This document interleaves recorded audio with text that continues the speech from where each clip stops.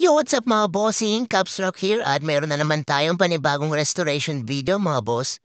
Yan, naayusin po natin tong Michelin Nest Cup na to.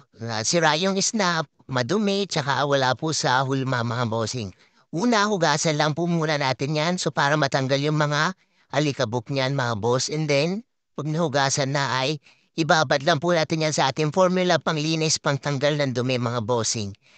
Ayan, pagka nababad na yan, ganyan na po itsura ay pwede na po natin yang i-brush. Soft bristle brush lang po ang gagamitin dyan mga boss.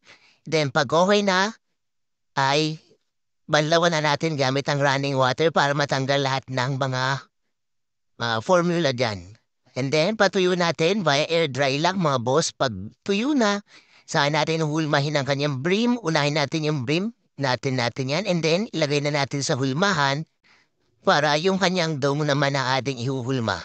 Yan, hulmahin lang natin yan hanggang sa unat na unat mga bossing. And then pag okay na at kontento na tayo sa unat niyan, spray natin na ang faultless yan para mag-steady ang kanyang shape mga bossing. Yan, sa mga gusto po magpagawa mga bossing, yan, message lang po kayo dito sa aming page mga boss. Ayan na po yung resulta niyan mga bossing. Ayan na. Napaka-solid na ulit, balik na ulit, kayang-kaya na ulit yan na yung pang PSG, pang araw-araw mga bossing. Yan, maraming salamat po sa panonood ng video, mga bossing.